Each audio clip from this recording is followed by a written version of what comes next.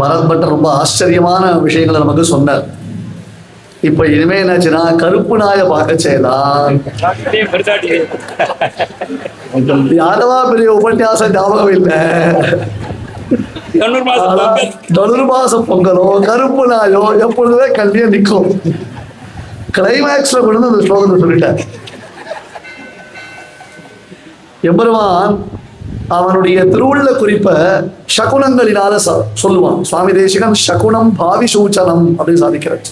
நிமித்த சொப்னாத்யைகி என்பதாக உத்தர கருத்தியத்துல பிரபண்டன் பிரபத்திக்கு பிறகு பெருமாளுடைய திருவுள்ளத்தை எப்படி நாம புரிஞ்சுக்கணும்னா, ஒரு கண்டாநாதம் கேட்கறது, நாம ஏதோ பேசிட்டு இருந்துச்சு ரோட்ல யாரோ அதெல்லாம் ஒன்றும் கவலைப்படாத எல்லாம் பரவாயில்ல அப்படின்னு உறக்க போன்ல பேசிட்டு போயிட்டு இருக்க.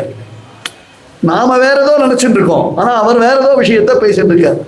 அந்த மாதிரி சில சகுனங்களினால பெருமாள் காண்பிப்பான். சாகுண சூக்தம்ன்றது வேதத்திலே சொல்ல. சகுனம்னா பறவை.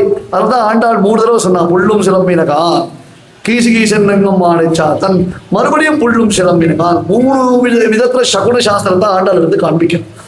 அது தவிர இன்னொன்னு சொல்லுவான் ஆண்டாள், காலை எழுந்து கரிய குருவி கணங்கள் மாலின் வரவு சொல்லி மகிழ்வெய்துதல் என்று திருமாலிருஞ்சோலையிலிருந்து வரக்கூடிய நல்ல செய்திய ஆண்டாள் சகுனமாக நமக்கு எடுத்து காண்பிக்கிறார்.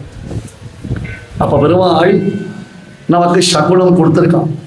யாரவா பெரிய 3 நாள் கேட்டு ஆனந்தமா ரசிச்சு அனுபவிச்சு மூலபாராயணத்தையும் உபன்யாசத்தையும் கேட்டு அவன் ரசிச்சிருக்கான்னா, தேர் அழுந்தூர் மருவி அப்பன் சன்னதியிலிருந்து சுவாமி காத்தால் எழுந்தது இப்ப எழுந்தது அனுகிரகம் பண்ணிருக்க.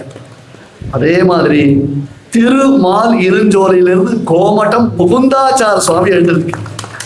மாலின் வரவு சொல்லின்னு திருமால் இருஞ்சோலை பதிகத்தினாலேயே அது காண்பிக்கிறது. எல்லாமே கிருஷ்ண சம்பந்தம். அதுதான் விசேஷம், அதுதான் விசேஷம். இப்ப அந்த ஸ்லோகத்தை பரத் பட்டர் சாதிச்ச பொழுது, ஆராதனானாம் சர்வேஷாம் விஷ்ணோர் ஆராதனம் பரம் தஸ்மாத் பரதரம் புரோக்தம் ததி ஆராதனம் மதம்னு பாகவதாள் வந்தாள்னா முதல்ல அவளுக்கு நாம மரியாதை பண்ணணும், சத்காரம் பண்ணணும், அவளை கௌரவிக்கணும்னா சொல்லிட்டே இருக்கச்சே சுவாமி தன்னுடைய திருக்குமாரோடு இங்க எழுதி நமக்கு அனுகிரகம் பண்ணி. இதை விட பெருமாள் திருவுள்ளம் உகந்து இருக்கான்றதுக்கு நமக்கு வேற என்ன யார்கிட்ட நாம இதை பத்தி கேட்டு தெரிஞ்சுக்கணும். அதனால அந்த சுவாமி இருக்கிற அவசரத்திலையும் நான் ஒரு 5 நிமிஷம் சொல்லிட்டு கிளம்புறேன் அப்படின்ட்டு நான் காலத்தால சொன்ன மாதிரி என்னது ஒரு நல்ல வேதாந்தி அடுத்த உபன்யாசம்னா ஐயோன்னு ஜனங்க கிளம்பிட்டு வரலையோ. சுவாமி கேட்டார், இவருக்கு அடுத்தது யார் உபன்யாசம்? நான் தான் சுவாமின்னா. இல்ல நான் 5 நிமிஷம் பண்ணிட்டு கிளம்பிடுறேன். அதனால சுவாமி இதுக்கு இன்னொரு விசேஷம் இருக்கு. இந்த சபையில் அடிய தெரிவிக்கிறேன்.